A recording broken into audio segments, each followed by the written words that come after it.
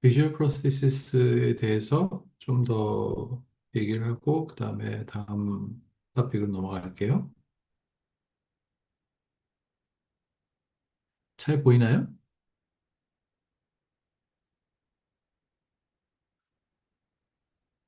네.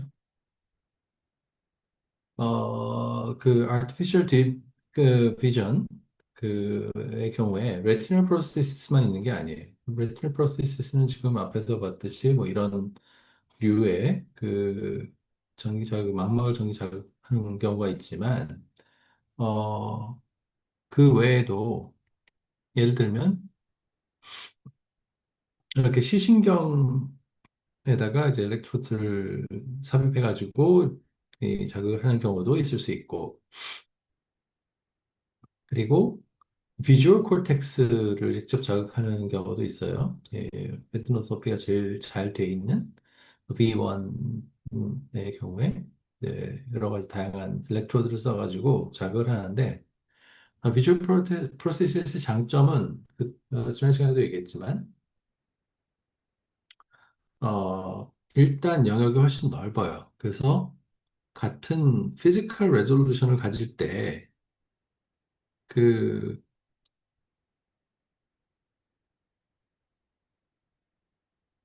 네, 피지컬 레졸루션을 가질 때 이,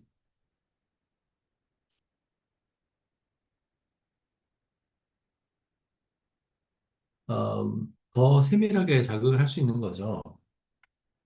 그리고 요 특별한 예의 경우에는 다이내믹 커런트 스티뮬레이션이라 그래가지고, 네, 다이내믹 커런트 스티뮬레이션이라 그래가지고, 지금 여기가 그 전극의 위치가 이렇게 있다고 했을 때, 만약에 커런트를 이런 식으로 스티뮬레이션 하게 되면은, 이, 그, 레코니션을 지금 G처럼 하게 된다는 거죠. 근데 실제로 이거를 가지고 이렇게 만들 수 있는 방법은 사실은 없죠. 온오프라고 했을 때, 얘가 디지털이라고 했을 때. 그런데 실제로 얘를 어떻게 하냐면, 시차를 두고, 1부터 2로 가는, 2부터 3으로 가고, 이게 4부터죠. 4부터 3으로 가고, 2로 가고, 1로 가는 그런 신호를 이렇게 주게 됩니다. 얘를 보면은 스티뮬레이션이 그냥 뭐 이렇게 돼 있는 게 아니라 얘가 뭐 이런 스티뮬레이션을 주는데, 그러니까 웨이브 패킷 같은 그런 스타일의 스티뮬레이션을 주는데, 서로 다른 떨어진 두 전극에 적당한 레이쇼잉을 하면서 이 실제 자극이 그 중간을 자극하는 것처럼 표현이 될 수 있게 그렇게 그 자극을 하는 거고, 그렇게 했을 때 훨씬 높은, 지금 여기서 보면은 4바이 5, 6, 4바이 6밖에 안 되는 일렉트로드를 가지고 그보다 훨씬 더 세밀한 자극을 할 수 있는 것처럼 effectively 보이죠. 근데 요 다이내믹 스티뮬레이션은, 이 스트레치지는 많은 사람들이 생각은 했지만 실제로 얘가 일렉트로드가 어떻게 구현이 됐을 때 이렇게 표현이 되느냐 하는 게 약간은 그 퀘셔너블한 면은 있어요. 근데 하여튼 뭐 이런 식으로 해가지고 좋은 레졸루션을 얻을 수 있었다는 게 이 논문의 요지이고, 그리고 실제로 그런 방향 많이들 연구를 하고 있습니다.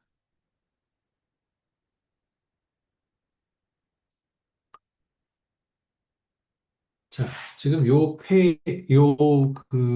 표를 보면은 코르티칼, 이거는 뭐 V1을 스티뮬레이션 하는 거고, 옵틱 너브는 아까 그 토끼 그림 거기에 있는 것처럼 보고, 에피레티널은 그 망막의 위, 그리고 서브레티널은 망막의 아래. 그리고 이거는 이제 아르그스 같은 케이스죠, 얘는.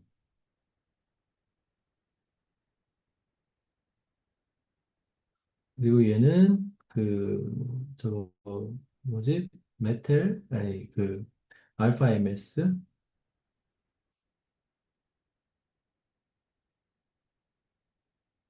왜 안 되지?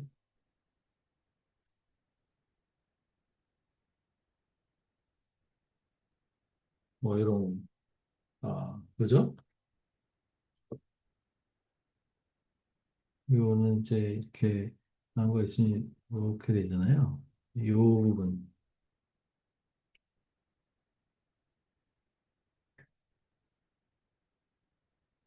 요 신경 부분에다가 이제 커프 형태, 지금 페네트레이팅 형태의 일렉트로드를 사용해가지고 스티뮬레이션 하는 케이스죠.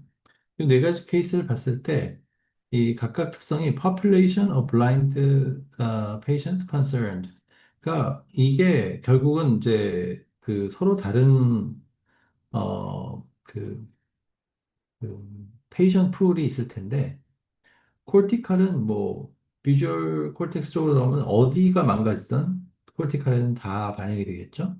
그러니까 그게 가장 크다는 거고 옵틱 너브는 레티널 디제너레이션, 그러니까 레티나 자체가 이제 문제가 있을 때, 즉 뭐 RP도 되지만 뭐 AMD 그 황반병성이나 뭐 이런 류의 것들도 가능하고 여기도 이제 주로 이제 RP를 타겟하는 경우가 많아요. RP는 이제 레티니스 피그멘토사라는 질병이고 그 포토리셉터가 죽는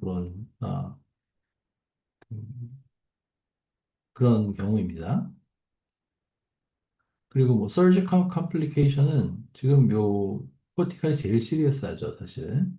왜냐면 얘는 뇌를 건드리니까 스컬, 스캘프, 뭐 멤브레인 다 하고 그 다음에 일렉트로드 페네트레이팅 해야 되기 때문에 이게 가장 시리어스하고 나머지는 이제 레스 시리어스한 게 옵티컬 너브를 타겟하는 경우 가장 덜 시리어스한 게 뭐 여러 가지 이유에서 이 망막을 건드리는 거죠.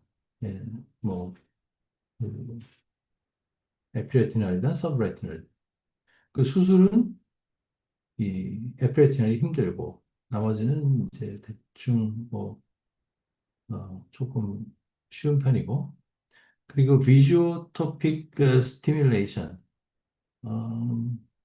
그 이 비주얼의 어떤 그러니까 스티뮬레이션의 이 잘 할 수 있느냐 없느냐 레티나에다 하는 게 제일 사실 쉽죠.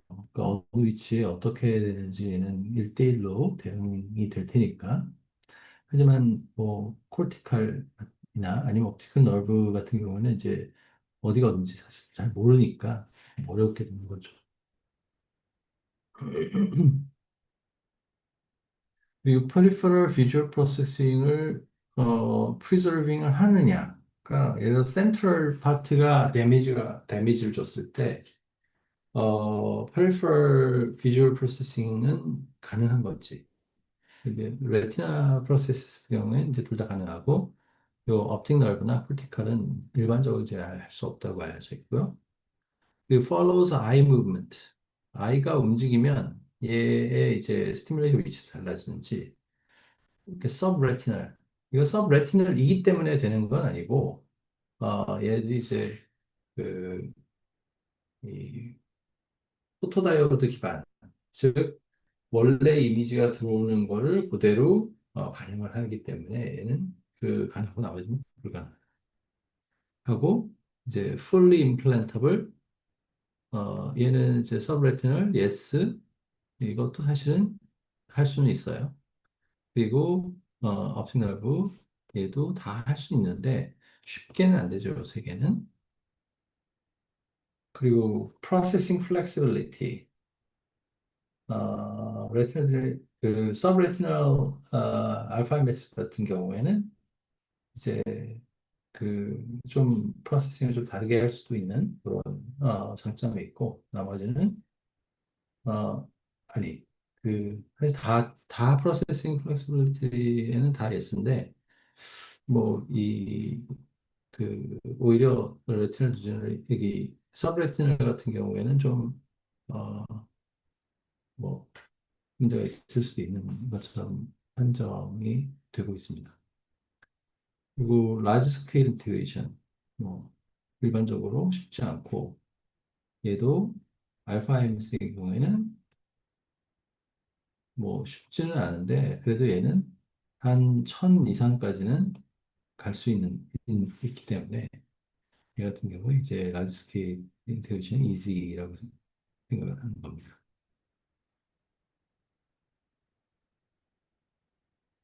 그리고 지금 그 다음 페이지에 나와 있는 거는 Advantages and Limitation of Different Visual Process Modality예요. 이 모달리티라는 건 뭐냐면 이제 어떤 좀 방식 자체가 서로 다를 때 얘가 어떤 좋은 점, 나쁜 점이 있냐. 일렉트로드를 이용하는 전기 자극, 그러니까 그 레티날 optic nerve, LGN 이런 콜텍스 이런 거를 그 할 때는 제 어드밴티지하고 리미테이션들이 이제 이렇게 존재를 하게 됩니다.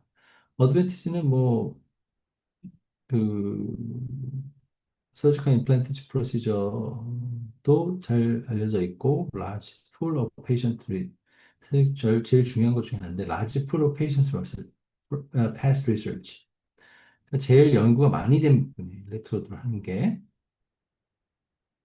하지만 limited hermetic insulation 인캡슐레이션이 굉장히 어렵다는 게 몸 안에 들어가면 인캡슐레이션이 돼야 되는데 그런 것들이 이제 좀 쉽지 않고 네. 뭐 그다음에는 그렇게 중요한 건 아니고요. 근데 이제 옵토지네틱스라는 얘기가 나왔는데 옵토지네틱스는 광유전학이라 그래가지고 이게 뭐냐면 그, 그 뉴런 같은 경우에 전기에 반응을 하잖아요. 전기로 신호를 줄 수 있고 신호를 받을 수 있는데 여기에다가 그 지네틱 엔지니어링 방법을 써가지고 얘가 어, 빛에 반응하는 아이언 채널을 발현을 하게 만들어요. 원래는 얘가 못 만드는데 이걸 만들 수 있게 이렇게 만들면은 걔가 결국은 이제 옵틱스하고 지네틱스를 다 친구로 해서 옵토지네틱스라고 하는데 빛으로 이 뉴런을 자극을 하거나 아니면 서프레스 할 수 있는 거죠. 그 채널 특징에 따라서. 얘들 장점은 뭐 excellent spatial resolution, temporal resolution, 그리고 excitation도 가능하고 inhibition도 가능하고요. 그 non-invasive stimulation. non-invasive라는 게 일단은 그, 뭐야, 그러니까 지네틱 엔지니어링 에서 유전자 조작을 했기 때문에 그 자체로 보면은 굉장히 인베이시브한데 그게 오케이라고 했을 때, 다른 인베이시브네스가 적다는 거죠. 왜냐면 빛은 피지컬 데미지를 갖거나 아니면 근접해야 되는 그런 리퀘어먼트는 상대적으로 적으니까 일렉트리컬 커런트나 차지 인젝션이나 뭐 어떤 면에서 의해서 더그 리미테이션이 있는데 빛은 리미테이션이 상대적으로 좀 적습니다. 이제 매그네틱 스티뮬레이션은 이제 매그네틱 스티뮬레이션에 그 감응을 하는 어떤 나노 파티클이나 그런 걸 쓸 수가 있고 그렇지 않고 그냥 매그네틱 필드 자체 굉장히 큰 매그네틱 필드에 의해서 그 커런트를 이제 드라이브를 해서 결국은 이제 스티뮬레이션 하는 케이스가 있죠. 뭐 이제 MRI 같은 그런 장비를 이용해 가지고 하는 거죠. 그 굉장히 큰 자석을 이용해서 네. 그리고 나노 파티클을 이용하는 방법은 뭐, 셀 스페시피시티는 결국 이제 어떤 그 데코레이션 어떻게 하느냐에 따라 달라지는 거고요. 그리고 제네티컬리 인코디드 매그네틱 스티뮬레이션도 있고, 그리고 센서리 서브스티튜션도 있는데, 요거는 실제로 뭐 성능이 그렇게 좋지는 않습니다. 센서리 서브스티튜션이라는 건 뭐냐면, 예를 들어서 보는 거를 듣는 걸로 서브스티튜트를 하는 거예요. 그러니까 그 어떤 위치에 있으면 어떤 소리가 들린다 하는 그런 컨셉이죠. 그런 것들이 이제 뭐 쉽지는 않은 방법들인데 시도가 된 적이 있는 그런 방법들이에요. 그리고 여기 오른쪽에 보면은 각각에 대한 이제 레퍼런스들이 쭉 나와 있죠.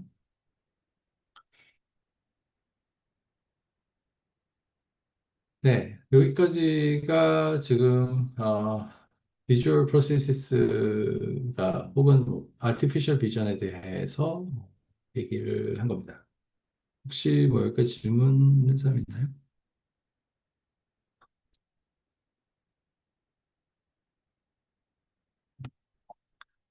네, 없으면 그 다음 어, 그 토픽으로 전환을 했습니다.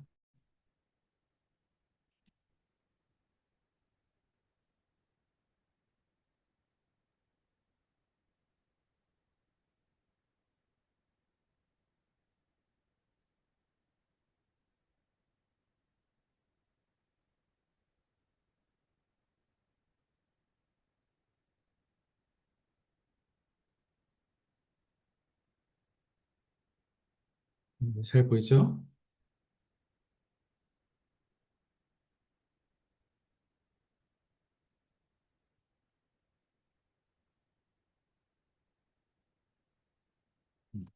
네, 잘 보이는 걸로 정리하고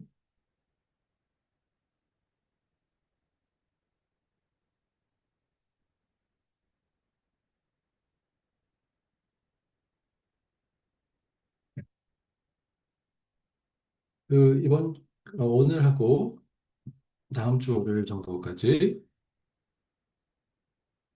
다음 주 월요일 네, 정도까지 이제 좀 그 들여다볼 내용은 브레인 머신 인터페이스라는 어, 그 토픽이에요. 브레인 머신 인터페이스라고 하기도 하고 브레인 컴퓨터 인터페이스라고 하기도 해요. 요즘 뭐 컴퓨터가 그 모든 메모리 디바이스에 어느 정도 다 들어가 있는 그런 상황이기 때문에 이제 컴퓨터 인터페이스만 되면 어떠한 기계도 된다라고 보는 게 맞을 거예요, 아마. 요즘 그 추세를 봤을 때. 그래서 브레인 컴퓨터 인터페이스라는 말을 많이 쓰고 예전에는 이제 브레인 머신 인터페이스하고 브레인 컴퓨터 인터페이스를 상당히 다르게 봤는데 지금은 거의 뭐 구분이 없다고 볼 수가 있겠죠. 이제 그 네, 컴퓨터 인터페이스가 굉장히 중요하기 때문에 네, 그래서 브레인 머신 인터페이스 뭐가 브레인 머신 인터페이스가 라는 거를 처음에 이제 얘기를 하려고 하고요. 그 다음에 두 번째로는 이제 메소드, 그러니까 브레인 머신 인터페이스를 구현할 수 있는 방법들이 어떤 게 있느냐. 뭐 EEG, FNRIs, FNRS라고 보통 얘기하죠. 그리고 마이크로 일렉트로드 레이가 아마 대표적인 마이크로 일렉트로드 레이는 사실 뭐 페네트레이팅 어레이가 일 수도 있고 아니면 뭐 마이크로 이코일 수도 있습니다. 그리고 그 다음에 이제 퓨처 BMI 대해서 잠깐 얘기하겠습니다. 이게 그 생각보다 조금 긴 비디오인데 한번 들어볼까요? 소리가 들리는지 모르겠네요.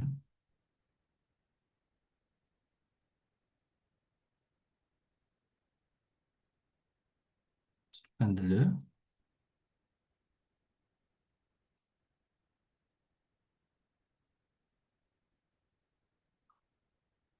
음.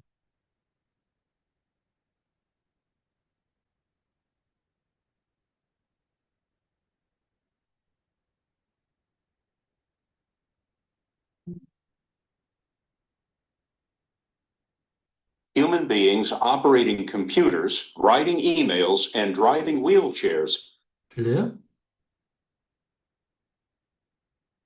with nothing but their thoughts.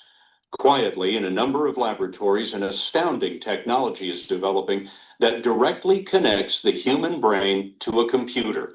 It's like a sudden leap in human evolution, a leap that could one day help paralyzed people to walk again and amputees to move bionic limbs. As we first reported last November, the connection has already been made for a few people, and for them, it has been life-changing. Scott Mackler was a husband, father, and successful neuroscientist when he received perhaps the worst news imaginable. At the age of 40, he could run a marathon in 3.5 hours, but it was about that time that he discovered he had ALS, Lou Gehrig's disease. His brain was losing its connection to virtually every muscle in his body. The near total paralysis would also stop his lungs. He didn't want to live on a ventilator, so 9 years ago, he recorded this message for his two sons. I know the future holds lots of love and joy and pride, and that life goes on, and I'll be watching you along the way. And I love you very much, and I'll see you. This is Scott Mackler today. His mind is sharp as ever, but his body has failed. Doctors call it locked-in syndrome. Scott and his wife Lynn learned to communicate with about the only thing he has left, eye movement. He'll look at you for yes. Right. And for no. And for no, he looks away. I see. It's cumbersome. It is. But recently, Scott found a new voice. Can everyone hear the PC? I apologize for the quality of the voice. Scott wrote these words one letter at a time with nothing but his thoughts and the help of what's called a brain-computer interface, or BCI. He wears a cap that picks up the electrical activity of his brain and allows him to select letters simply by thinking about them. Then the computer turns his sentences into speech. I hate being helpless, and when other people put words in my mouth. Well, this is a very unusual interview for 60 Minutes. We've done something that we never, ever do, and that is we submitted the questions in advance because it takes Scott a little while to put the answers together using the BCI device. Scott, I understand that earlier in the progression of this disease, you said that at the point you had to go on a ventilator, you didn't want to go on anymore. But today you are on a ventilator, and I'm curious about what changed your mind. Because I can still communicate. It isn't fast. It takes 20 seconds or so to select each letter. Scott told us it took him about an hour to write the answers to our 16 questions. But he writes well enough to continue his research and manage his lab at the University of Pennsylvania, where he still goes to work every day. You use this system even to text your sons, for example. And I wonder what it would mean to your life today if the system somehow was taken away from you. I couldn't work without BCI. Couldn't work without BCI. What has it meant to your relationship? Well, he's happier. He can communicate with not just us, but with the world. This gave him his independence, his working intellectual scientist independence back. The system was developed by neuroscientist Dr. Jonathan Wolpaw at New York State's Wadsworth Center. This is basically a standard EEG brainwave cap. To understand how the BCI works, I asked researcher Teresa Vaughn to hook me up. And you'll see their little white discs scattered around on your head. Those discs are electrodes that pick up the faint electrical activity that brain cells create when they communicate with each other. Yeah. Sorry. It's a little cold. Teresa is putting a conductive gel on top of my scalp to help the electrodes pick up the signals. Set. All set. I'm thinking of the letters of a word that only I know. Every time the computer flashes the correct letter on the screen, I silently think to myself, that's it, that's the one. That feeling of recognition sets off a unique electrical pattern in my brain, which the computer picks up. This is remarkable. It worked the first time I tried it, without a single mistake. That is amazing. How about that? How about that? I never would have believed it. You know, I can imagine some people watching this interview are thinking to themselves, wait a minute, they're connecting the brain to a computer. Mm-hmm. Are we moving in the direction of reading people's thoughts? No, Is this mind control around the corner? No, it's not. It's certainly not mind control, and it's different from reading people's thoughts. And it's important to realize that this requires the cooperation of the person. As remarkable as this is, some scientists believe this technology is limited because putting electrodes on top of the scalp is like listening to a symphony from the street outside the concert hall. So what would happen if the electrodes were inside the brain? That's what they're doing at the University of Pittsburgh, implanting electrodes inside the brains of monkeys. This is an array. Andy Schwartz, a neuroscientist at the university, implanted this grid of electrodes. It's tiny, but there are 100 sensors, each listening to a different brain cell or neuron. It's like listening to the symphony of the brain, but now sitting in the front row. So tell me what we're hearing. Right there, you're hearing the cell fire. The brain is telling us how it works. We just have to figure out the language. Schwartz has been decoding that language by watching the monkey's movement and recording the corresponding signals in its brain. So what does that tell you? So there's a relationship between how fast the neuron fires and the way the animal moves its hand. And we're trying to understand that relationship so that if we see a neuron firing, we can say, the animal's about to make this kind of movement.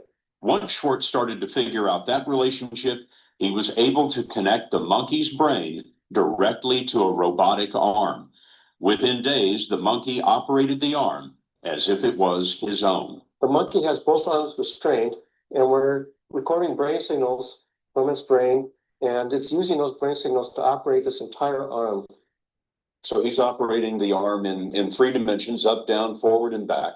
As well as the gripper. Well, what you're telling me is that the monkey is operating this arm with nothing but his thoughts. Absolutely. Now, you see the evidence right there. There's the proof of the principle right there. What are the chances that a human being would be able to do the same thing? Well, we think a human being could do much better. And believe it or not, Kathy Hutchinson is well on her way to finding out.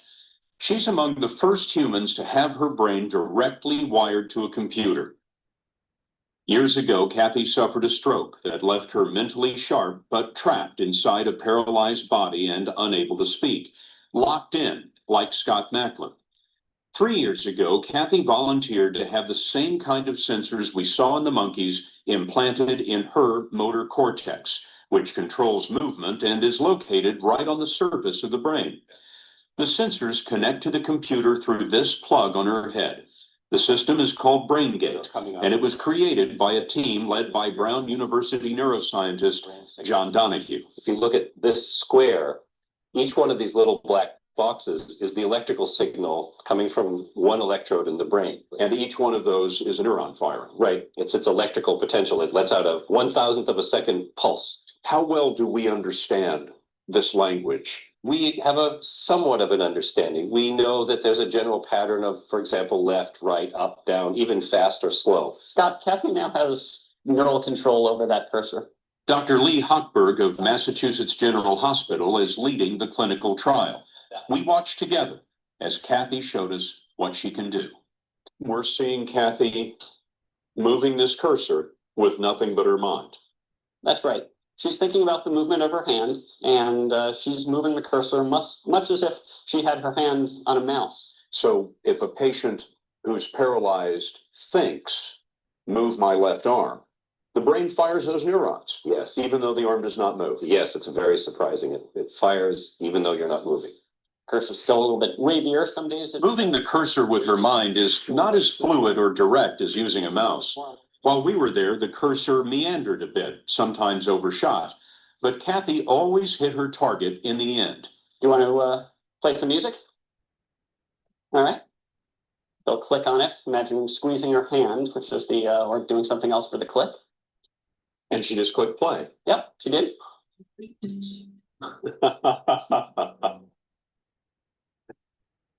That's pretty amazing. And so, I mean, if Kathy can control the cursor, she can control anything a computer is connected to. That's the goal. The lights, the temperature in the room, even a wheelchair at some point. Ready to try it for real? In fact, Kathy has already driven a wheelchair. So we can drive it right over to the door. They haven't let her ride in it yet for her own safety. But with monkeys adopting robot arms and a completely paralyzed person driving a chair, Imagine where this could be headed. Fantastic, very good. You're merging man and machine. In that sense, yes. You've done it. Yes. Donahue envisions this technology will go beyond helping people communicate.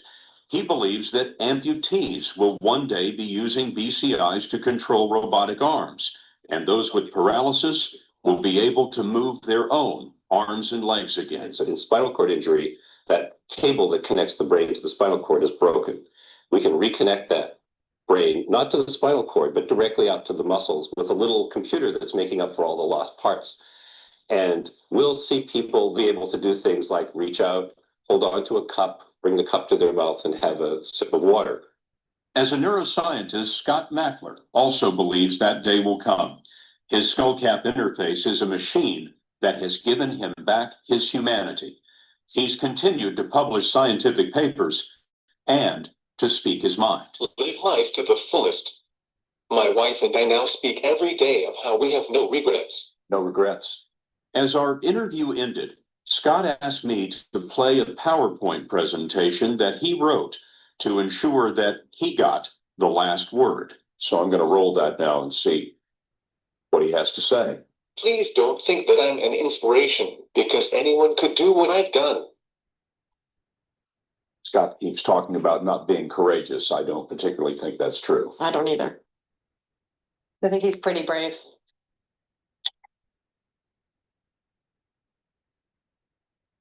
예, 뭐 다소 긴 비디오 클립이었는데 잘 봤는지 모르겠네요. 소리는 잘 들렸죠? 예, 뭐 내용도 뭐 잘 이해를 했을 거라고 생각해요. 뭐 디테일한 그 코멘트들은 뭐 좀 놓칠 수도 있었겠지만 전반적으로 여기서 처음에 이제 보여줬던 거는 이제 보통 우리가 이지 스펠러라고 하는 이 기기 혹은 시스템이라고 할 수 있죠. 이지를 리코드를 해가지고 걔로부터 내가 원하는 그 스펠링, 그 알파벳 스펠링을 그렇게 알게 하는 그런 건데 요거와 관련된 건 이제 좀 이따가 얘기를 할 거고요. 이게 이벤트 related potential이라고 그래가지고 EEG 포텐셜이 어떤 이벤트가 있으면 바뀌는 거를 에서 착안을 해서 이 바뀌도록 노력을 하는 거예요. 내가 어떤 알파벳 캐릭터를 생각을 하고 있다 그러면은 그거를 이제 어떤 스크린에서 반영을 할 수 있도록 이렇게 하는 거고, 내가 그런 행동을 했을 때 그 변하는 그 포텐셜, 그러니까 이지 그 신호를 레코딩을 하면서 그걸 가지고 이제 디코드를 하는 거죠. 내가 뭘 생각했다. 근데 여기서 이제 보셨을지도 모르겠지만 이제 그 컨덕티비티를 높이기 위해서 젤을 쓰죠, 젤. 뭐 요즘엔 드라이 일렉트로드도 있고 뭐 있다고 하지만 뭐 기본적으로 젤을 써서 하는 그런 걸로 좀 불편하긴 한데 그래도 뭐 시도는 상당히 좋아요. 여기서 그 스카치라고 하는 그 앵커죠. 그 60 Minutes의 아주 유명한 앵커인데 이 사람이 뭘로 유명하냐면 옛날에 그, 그 뭐지? 그 소련 붕괴할 때 그때 그 시기에 그 크렘린에 가가지고 보리스 엘친이라는 사람을 인터뷰를 하러 들어갔다가 이제 뭐 쌍욕을 하면서 싸우다가 쫓겨난 그런 이력을 가지고 있는 아주 뭐그 특이한 친구입니다. 굉장히 유명한 사람이죠. 60 Minutes 앵커로. 근데 이제 그 사람이 실제로 이지 스펠러를 쓰는 게 나오죠. 근데 거기 보면은 이 사람은 한 번도 트레이닝을 해준 적 없고 그냥 그 전극을 붙여가지고 이지를 리코드 했을 뿐인데 그 거의 적중률이 거의 100%죠. 시간이 우선 좀 걸린다는 게 문제인데, 여기서 봤을 때 이게 스펠링 하나에 20초씩 걸린다고 그러잖아요. 이게 아주 용하지는 않죠. 지금 20초씩 걸리면은 실시간이라고 하기 좀 애매하잖아요. 스펠링 하나가 그래서 보니까 실제로 뭐 단어 하나를 뭐, 뭐 짧은 단어라도 하나를 그 인지하는데 걸리는 시간은 뭐 한 1분 정도 될 거고, 그러면 뭐 한마디 뭐 한 패러그래프 하는데 뭐 10분, 20분 막 이렇게 걸릴 테니까 이게 아주 유용하진 않지만 전혀 수량이 없는 사람한테는 굉장히 유용하게 쓰이고 있다라고 얘기했죠. 여기 스캇 맥틀러라는 사람이 그런 사람이죠. 락킨 신드롬. 그러니까 루게릭 디지즈 말기인 사람인데 이 사람이 계속 일을 그러니까 거의 몸 전체가 마비가 와가지고 락킨 신드롬이라고 얘기했잖아요. 그런 경우에도 이제 커뮤니케이션을 할 수 있었다는 게 좀 핵심적인 얘기죠. 그 왜? 실제로 근데 요 비디오는 아마도 지금 현재는 유튜브에 나오지는 않을 거예요. 왜냐면 이게 옛날에 20년 전 비디오거든요. 20년 전 비디오인데 제가 이 분야를 처음 뭐 그 하고 있을 때 그때쯤 이제 나온 비디오인데 이게 이분이 이제 곧 돌아가셨어요. 그 이후에 뭐 한 1년 내로 돌아가셨어요. 왜냐면 뭐 라킨 신드롬까지 왔으면 그 다음에 이 거의 시한부 인생이거든요.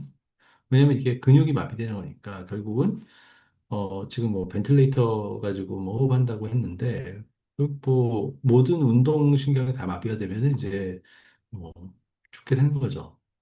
심장도 못 뛰고.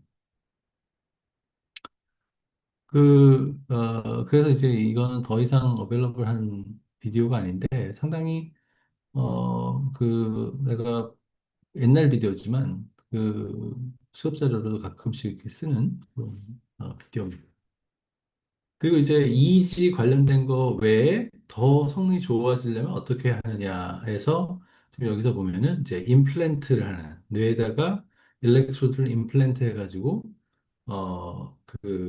굉장히 직접적인 뉴런의 신호, 엄하게 하면 뉴런 하나는 아니고 유닛 액티비티로 해가지고 대략적으로 같이 싱크로나이즈하게 움직이는 뭐 내지 수십 개의 뉴런의 액티비티를 리코딩을 하는 거죠. 그래가지고 이제 그걸 가지고 그 정보를 가지고 이 사람의 발런터리 모션이 어떻게 되는지, 얘가 의도적으로 움직이려고 하는 게 뭔지를 디코드를 해내는 겁니다. 그래서 결국은 이제 원숭이 실험도 많이 했고 휴먼 트라이얼도 지금 뭐 상당 숫자가 이제 되어 있는 상태인데 아직은 이게 그렇게 널리 퍼져 있지는 않습니다. 아무래도 인플라메이션 문제가 있고, 그건 뭐, 이 뇌가 굉장히 잘 보호되어 있는 기관임에도 불구하고, 이 사람들이 그거를 다, 그 장막을 다 걷어내고, 거기다가 임플란트를 했잖아요. 그러니까 이제 그게 결국은 이제 인플라메이션 혹은 인펙션, 패스가 돼가지고, 결국은, 매우 위험하기 때문에 어, 그 레귤레이션 통과를 하지는 못했습니다. 하지만 이제 실험적으로 이제 어떤 파일럿 트라이얼은 많이 돼 있죠. 심지어는 이제 사람의 경우에도. 네. 그리고 뭐 여담을 얘기를 하면은 사실 저도 요 60 minutes 요 프로그램에서 와가지고 찍어갔어요. 근데 아쉽게도 통편집됐죠. 저희 팀 전체가. 네, 그래서 여기 나오진 않았는데, 어쨌거나 그런 어, 기억도 있습니다. 네, 그러면 이제 이거에 대해서 조금 더 자세하게 한번 들여다보고자 합니다. Brain Machine Interface가 뭐 direct pathway between brain and external device to supplement, augment, and restore cognitive, sensory, and motor functions of human. 이런 게 이제 브레인 머신 인터페이스라고 할 수 있고, 그리고 이제 여기에서 보면은 중요한 것들이 이제 있어요. 네, 첫째로는 브레인 머신 인터페이스인데 이거 뭐를 해야 된다는 정답은 없습니다. 그러니까 결국은 이제 뉴럴 센서, 신경 신호를 센싱을 하는데 뭘 센싱 할 거냐? 그 what signal, 그 어디서 할 거냐? what area, 그리고 뭐 가지고 할 거냐? what sensor. 그래서 그걸 가지고 이제 신호를 얻었다고 칩시다. 그럼 이제 그 예를 들면 그 firing rate들이 이제 쭉 나올 거 아니에요? 그리고 실제로 얘가 모터의 그 아웃풋으로 나오는 핸드 모션이 있을 거예요. 그럼 두 개의 코릴레이션이 있을 텐데 그 코릴레이션을 이제 보통 필터라고 얘기를 하는데 learned 필터는 뭐냐면 핸드 모션하고 firing rate 사이에 어떤 코릴레이션을 가지고 만들어진 필터입니다. 이 필터를 나중에는 뭘로 할 거냐면 미래의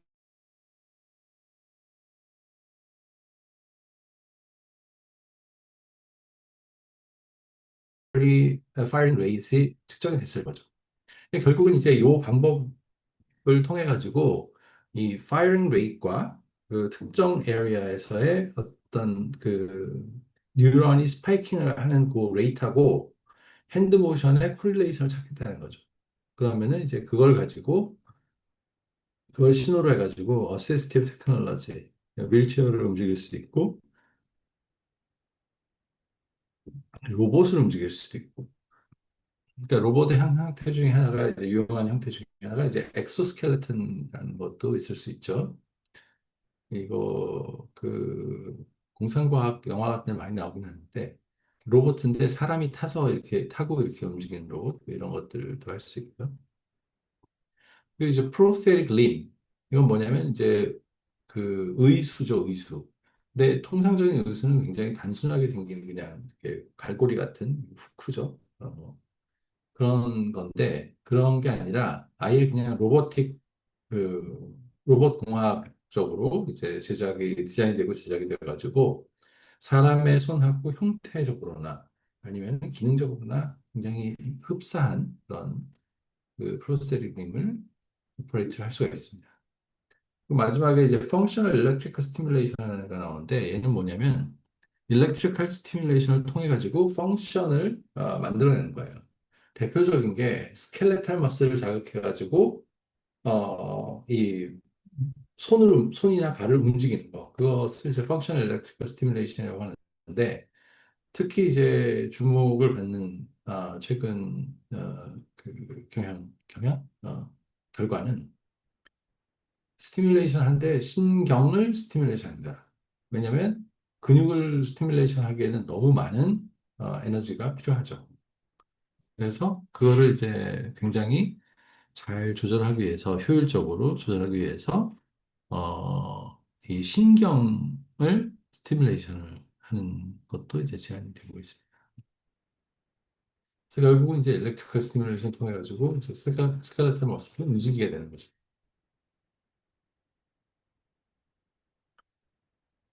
자, 그럼 아까 뭐 왓 센서 어쩌고저쩌고 얘기 많이 했는데 그러면 무슨 센서를 이용할 것이냐? 여기에 센서의 다양한 종류의 센서가 이제 보여지고 있고요. 그거를 어떤 그 공간에다 놔뒀는데 이 공간은 뭐냐면 X축은 스페이셜 레졸루션, Y축은 템포럴 레졸루션입니다. 그러니까 얼마나 공간 해상도가 높으냐, 얼마나 시간 해상도가 높으냐. 그래가지고 각각의 그 방법들을 요 공간에 어디에 위치할 것이냐, 요 그래프에 어디에 위치할 것이냐. 그걸 이제 봤더니 FNIRS나 fMRI, Functional Near Infrared Spectroscopy, Functional Magnetic Resonance Imaging. 이게 그 두 개가 다 일단 스페이셜 레졸루션이 상당히 안 좋습니다. 왜냐면 이게 어떤 특정 로케이션에 포커스를 하기 어렵기 때문에 통상적으로 한 1000개 이상의 뉴런들을 모니터 할 수 있다고 알려져 있고요. 그리고 이제 그리고 그 또한 그 템포럴 레졸루션도 매우 슬로우해요. 그 이제 공간적인 레졸루션도 안 좋고 시간적인 레졸루션도 안 좋습니다. 근데 왜 이걸 쓰느냐? 일단 fMRI 같은 경우에는 whole brain 이미징이 가능해요. 그러니까 전체 브레인 전체를 다 이미징을 해가지고 정말 깊은 딥브레인부터 시작해가지고 뭐 아미달라, 뭐그 감정이나 뭐 이런 걸 거. 그리고 모터 모듈레이션 쪽하고 관련이 되면 이제 뭐 सब달라뮤클리어스도 있고 뭐그 예, 서브달라밍 뉴클리어스 아니면은 뭐 그 살라무스 쪽도 있고 뭐 하여튼 딥 스트럭처를 이미징을 할 수 있고요. fMRI 같은 경우에 fNURS 같은 경우에는 그 굉장히 이 non-invasive 할 뿐만 아니라 굉장히 이 구현하기도 쉽고 가격도 싸고 뭐 휴대용으로 만들기도 용이하고 그래가지고 쓰고 있고요. 그 다음에 이제 많이 쓰는 것 중에 하나가 템포럴 레졸루션은 뭐 그냥 고만고만하고 그래서 이 스페이셜 레졸루션이 아주 안 좋은 그게 무슨 얘기냐면 이지를 이렇게 보고 나면은 그 이지 전극 근처에 있는 정보만 픽업을 하기가 쉽지 않다는 거죠. 왜냐면 얘는 전반적으로 이 영향을 주고 있기 때문에 전반적인 변화 이지의 전반적인 변화 같은 경우에는 이제 가능하지만 이런 하이 레졸루션이 필요한 애플리케이션은 적합치 않다. 이거고 거기에 대해서 적합한 그 퍼포먼스를 보이는 애가 지금 MEG죠. 매그네토 엔세팔로그램. 얘 같은 경우에는 이제 그 스페이셜 레졸루션은 뭐 조금 좋은데 뭐 그렇게 좋지 않고 그리고 이 템포럴 레졸루션은 아주 좋고 매그네틱 필드를 아주 센시티브한 그 센서를 통해 가지고 재는데 그게 결국은 그 매그네틱 필드가 어디에서 나온 거냐면 일렉트릭 필드에서 나오는 거거든요. 일렉트릭 필드의 변화.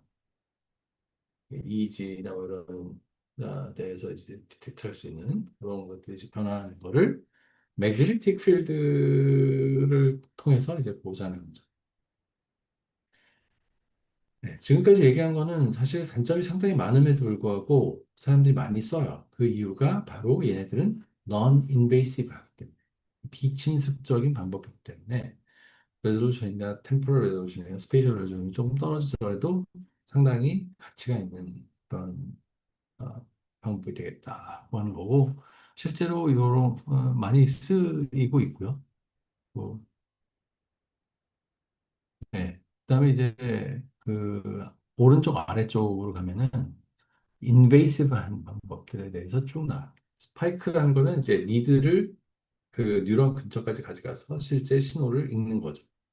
LFP는 좀 멀리서 예를 들면 균의 표면 같은 데서 한 50 마이크론, 100 마이크론 그 정도 되는 데에서 나오는 신호를 컬렉트를 하겠죠. 얘네들은 이제 멤브레인 포텐셜하고는 모양 자체가 상당히 달라요. 왜냐면 얘는 로컬 필드 포텐셜, 즉 어떤 영역이 액티비티가 많은 메일에서 뭐 포텐셜이 올라갔다. 그런 거를 이제 재는 거죠. 그리고 옵티컬 이미징은 옵티컬 이미징 넌 인베이시브 하다는데 왜 인베이시브에 들어갔냐? 얘는 그 볼티지 센시티브 다이라는 애를 이용해 가지고 센싱을 하는 경우에 그렇습니다. 네. 그래서 이제 볼티지 센시티브 다이가 이제 어떤 특정 그 타겟에 터치가 되고 그랬을 때 지금 요그 저 그 뭐야 그 이미지를 통해 가지고 얘네들이 이제 변하는 거를 이제 보게 되죠. 근데 이제 이 그 물질 센시티브 다이 같은 거는 실제로 넣으려면은 오픈 스컬 오픈하고 다 열어야 되기 때문에 굉장히 베이스하다고 알려져 있고요. 그리고 물질 센시티브 다이 자체도 굉장히 톡식하고 그렇기 때문에 이제 인베이시브한 영역에 들어가게 됩니다. 그래서 이제 이런 굉장히 신호가 좋은 요 스파이크 신호 같은 건 굉장히 깨끗하죠. 근데 이런 신호를 얻을 수 있지만 얘는 이제 인베이시브하기 때문에 또 같이 이제 그 핸디캡이 있는 거죠. 그게 브레인머신 인터페이스 때 활용되는 대표적인 툴들을 지금 요에 서 보고 있고, 그때 이제 스페이셜 레졸루션과 템포럴 레졸루션이 이렇게 된다는 거를 보여준 내용입니다. 네. 그러면 일단 이제 제일 처음에 이제 들여다볼 게 브레인머신 인터페이스에서 EEG라는 거를 그 좀 더 들여다보겠습니다.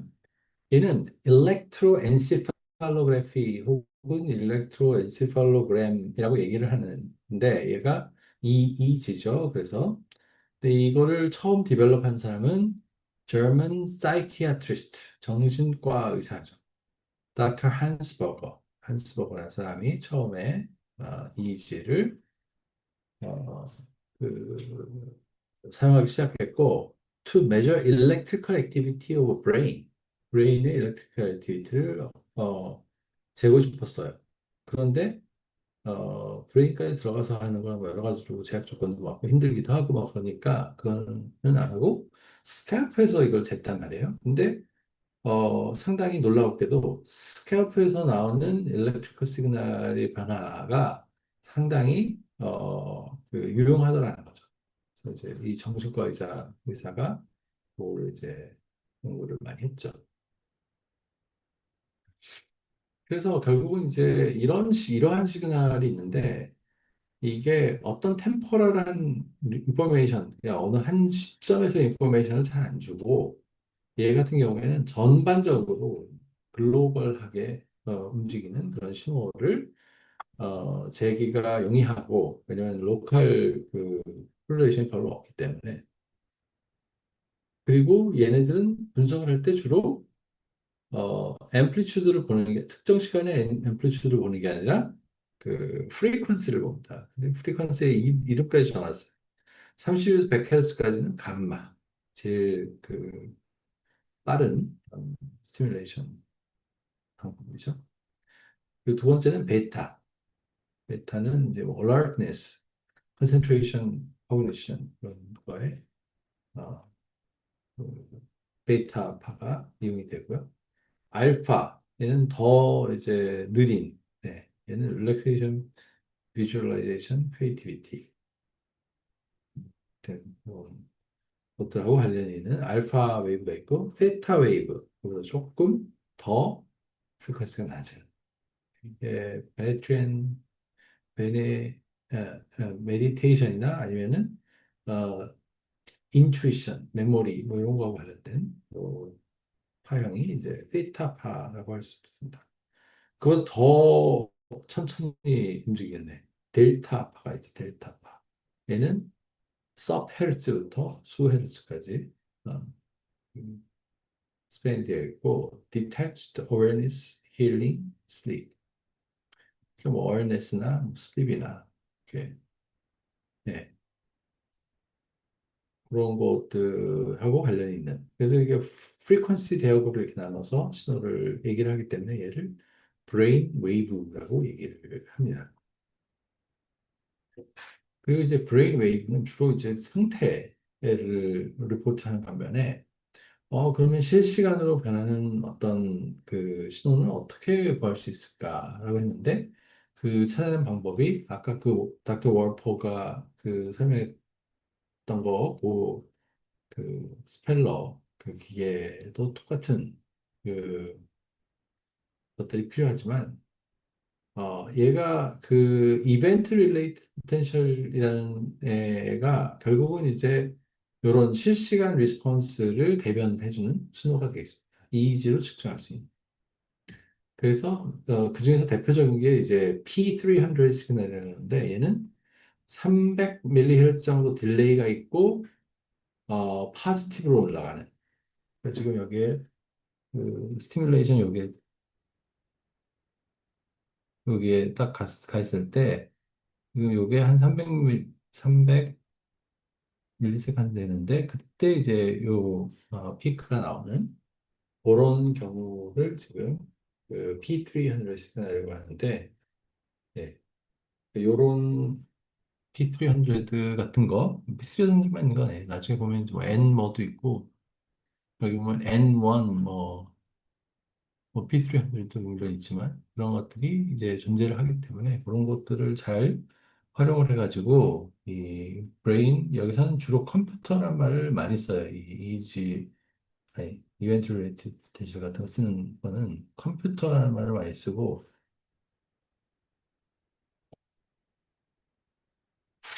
근데 뭐 결국은 이제 컴퓨터 인터페이스가 되면 머신 인터페이스는 뭐 상대적으로 쉬운 거니까. 근데 너도 이제 오디토리가 어디 있고 뭐 오디토리 인원 오디토리 비주얼 그다음에 얘는 도스 레이티드 prefrontal cortex. 프론탈 콜텍스는 어떤 계획하는 거하고 관련이 많은데 거하고 요 AXCPT하고 어디토리 비주얼 300, P300, P300에 이제 많이 우리가 활용을 많이 했던 거죠. 이제 그 이지 시그널 분석, 실시간 분석을 할 때 유용했던 툴이죠.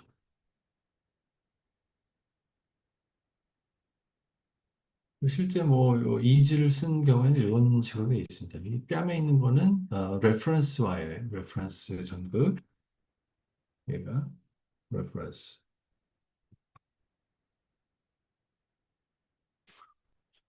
네. 근데 실제로 레퍼런스 한 두 군데 정도 있고, 그 다음에 이제 요 스캘플, 네, 요 모자 같은 걸 쓴 이유는 얘가 전극이 잘 오미 컨택을 이루면서 이제 잘 안정적으로 그 비전 포텐셜을 잘 잡고 있도록 하기 위해서. 였는데, 지금 요 캡을 써가지고 이제 딱 그 고정을 시켜놓고 그다음에 사실 여기에는 이제 챔버가 있어서 여기다가 그 아까 시리ンジ를 이렇게 인젝션하는 거 맞죠? 이제 그 젤 같은 거, 그게 컨덕티브 젤을 이렇게 쏴가지고 요 부분 컨덕티브 젤 높여주죠. 그 반면에 이제 요거는 이제 드라이 일렉트로드 이런 젤 같은 거 안 써도 되는 그런 거고요. 그다음에 그 다음으로 지금 얘기를 하고 싶은 게 이제 FNIRS, Functional Near Infrared Spectroscopy라고 하는데 이 근본적으로 얘가 가능한 이유가 뭐냐면 우리 몸에 이 악시헤모글로빈하고 디악시헤모글로빈이 있어요. 악시헤모글로빈은 산소를 많이 푼 거고 디악시는 얘가 산소가 떨어져 나간 거예요. 자, 근데 그 두 개가 드라마틱하게 스펙트럼이 달라요. 특히 요 경우에는 이제 업섭션을 지금 이렇게 그려놓은 거거든요. 여기는 이제 스캐터링이라는 컴포넌트는 생각을 안 하고 있어요. 지금 현재는.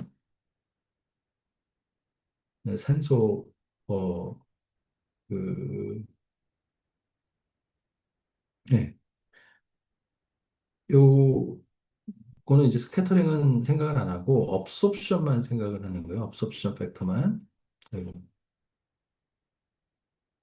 근데 이 업소션이 결국 헤모글로빈의 그러니까 옥시전의 유무죠. 헤모글로빈에 옥시전이 붙었냐, 안 붙었냐에 따라서 달라지는데, 전에 이제 제가 얘기한 적이 있을 텐데, 그, 우리 뇌가 어떤 활동을 하면은, 그때 이제, 뭐, 메타볼리즘에 의해서 에너지를 만들어가지고, 뭘 소화를 해서 에너지를 만들어가지고, 개를 가지고 이제, 이런 활동을 할 텐데, 그게 결국은 이제 억시데이티브 메타볼리즘, 글루코스 메타볼리즘을 에 거의 100% 의존한다는 얘기를 했었을 거예요. 그러니까 산소가 굉장히 중요해요, 뇌에. 그러니까 결국은 이제 우리가 산소가 차단이 되면 결국은 뇌에 산소를 못 공급하는 거죠. 죽는 거거든요. 다른 데가 아니라. 그래서 이제 산소가 굉장히 중요한데 이 뇌 활동을 하게 되면 이제 산소가 많이 쓰이게 되는데 그것 때문에 이제 혈관에 이동하는 이 그 혈류량하고 뭐 그 산소 포화도 이런 게 액티비티에 의해서 영향을 받게 되는 거죠. 그거를 잘 들여다보면은 이제 얘네들이 로컬리 어디에서 이 스파이킹 액티비티가 많이 일어나는구나 하는 거를 대충 이제 알 수가 있는 거죠. 지금 요거는 이제 워터 absorption하고 요 헤모글로빈 absorption. 그래서 요 사이를 이제 near IR window 혹은 뭐 biological window라고 하기도 하고요. 여러 가지 네, 좀 하는데 요 부분을 이용하면은 지금 우리가 혈관에 억시 헤모글로빈이 많은지 디옥시 헤모글로빈이 많은지를 대충 이제 디듀스를 할 수 있는 거죠. 유추를 할 수 있는 거예요. 그거를 이제 어떻게 재느냐? 그건 이거 라이소스, 뭐, 700에서 900 사이에 있는 라이소스를 이렇게 보내고, 그 다음에 이 혈관 때문에 이제, 혈관 조직에 때문에 이제 스캐터링을 할 텐데, 이런 애들이 결국 이제 혈관의 프로퍼티에 따라서 여기 스캐터링이 되는, 혹은 이제 트랜스퍼가 되는 이 양이 적어지는 거죠. 빛이 이렇게 마이그레이트를 할 텐데, 적어지면은 결국은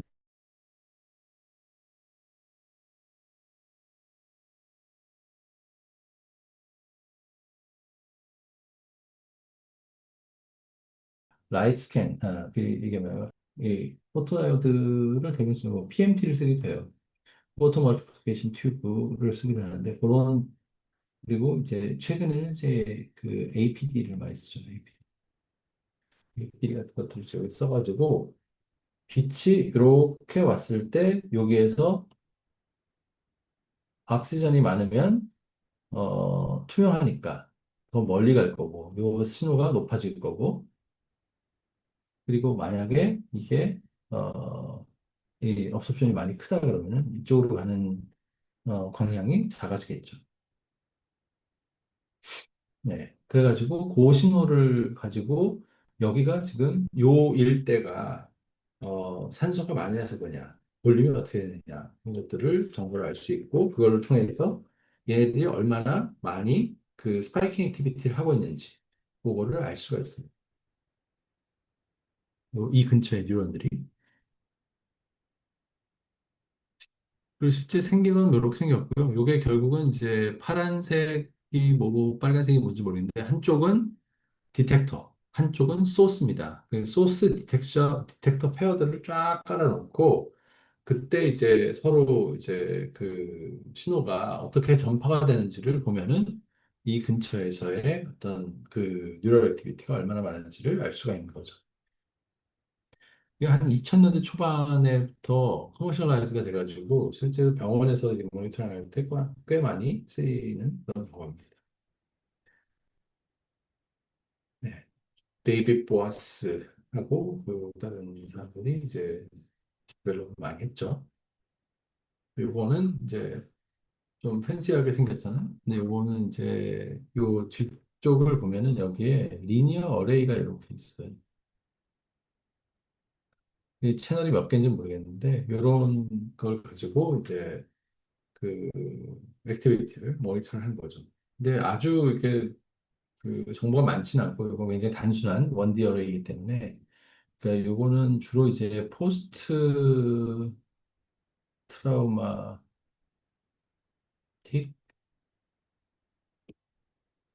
어 브레인 액티비티 모니터링을 하는데 하게 됩니다. 실제로 그 제품도 나와 있고요. 그리고 이걸 만든 회사가 오비랩이라고 그래가지고 카이스트에서 카이스트 교수님이 만든 회사입니다.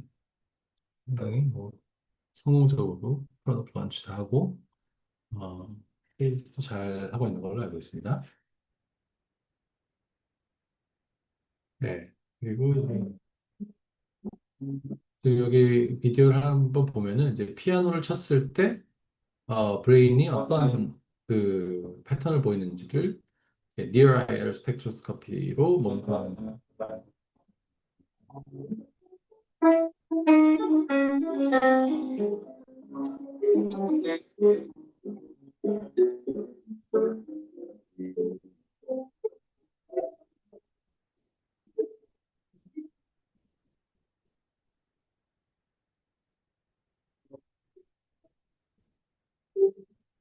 왼쪽 위에 보이죠? 이게 변하고 있는 게.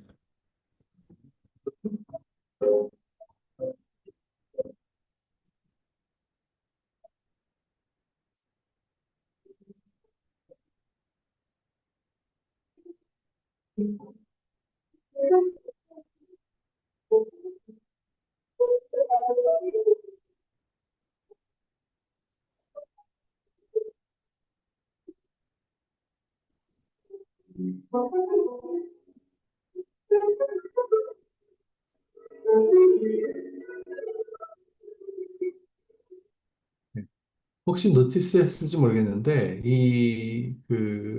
피아니스트가 이제 피아노를 칠 때 요 모니터링을 한 걸 보면은, 이 신호가 그렇게 빨리 변하지 않습니다. 그 이유는, 물론 이제 이게 아주 좋은 예는 아닌데, 조금 더 콜레이션 좋은, 얘가 있었으면 좋겠는데, 얘가 딜레이가 있어요, 딜레이. 왜냐면, 에프너스라는 건 결국 아까 얘기했듯이 이 블러드 옥시네이션, 블러드의 옥시전이 얼마나 많으냐, 하고 1차적으로 그거하고 굉장히 콜레이션이 많은데 이 블러드 옥시네이션은 메타볼릭 이 마커로서 이게 실제 일어나는 시간보다 상당한 딜레이가 있을 수밖에 없는 겁니다. 그러니까 액티비티 많이 있어가지고 디플리지 돼야지 이제 뭐 변화가 오고 뭐 이런 거기 때문에 통상적으로 알려지기는 한 3초에서 5초 정도의 딜레이가 있다. 어, 얘기를 합니다. 물론 이제 변화도 그렇게 빠르지 않죠. 그렇기 때문에 이게 이 모터 쪽 관련 프로스테틱스에서는 굉장히 불리하죠. 왜냐면 이게 갭이 있으니까 딜레이가. 근데 그게 이제 피의 혈류가 막히고 이런 것들을 모니터하는 방법들의 단점이라고 할 수 있죠. 이게 똑같은 단점을 보이는 게 그 FNRS하고 그 fMRI예요. fMRI도 MRI 자체는 뭐 굉장히 레ゾ루션 좋고 굉장히 거의 뭐 리얼타임 리스폰스를 가지고 올 수 있는데 이 fMRI는 사실 이 블러드 옥시네이션 레벨 디펜던트 볼드 시그널이라는 시그널을 기반으로 이 모니터링을 합니다. 근데 이게 결국 블러드 옥시네이션이기 때문에 얘네들도 실제 전기 신호하고는 수초의 딜레이가 있는 그런 문제가 있기 때문에 뉴로모터 쪽은 사실은 이는 잘 안 쓰, 이가 아니라 FNRS는 잘 안 쓰고 어, 오히려 이제 이런 감정이나 어떤 브레인 스테이터스나 아니면 의료용으로 이 브레인이 제대로 작동하고 있는지 모니터링하는 그런 용도로 이제 많이 쓰이죠. 실제로 BMI로에 활용하기에는 좀 문제가 있다. FNRS나 fMRI 둘 다 공이.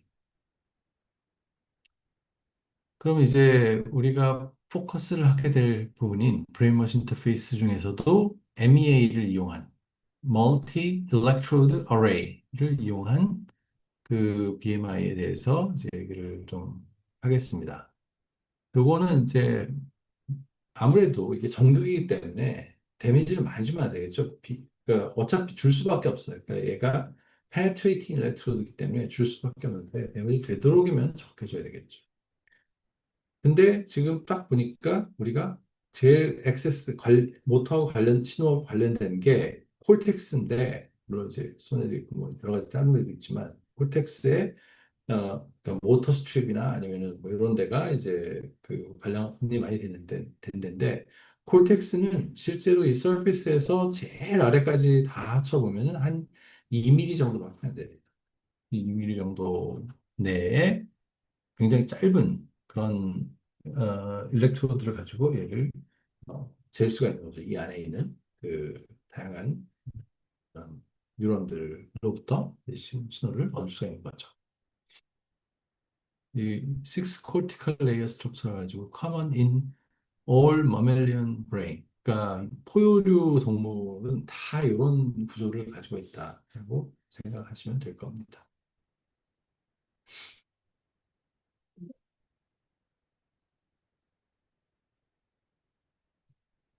예, 오늘 수업은 여기까지 하고 요 다음에 지금 뭐 한 절반 정도 남아 있는데 요거는 다음 시간에 이어서 계속하겠습니다. 혹시 질문 있나요?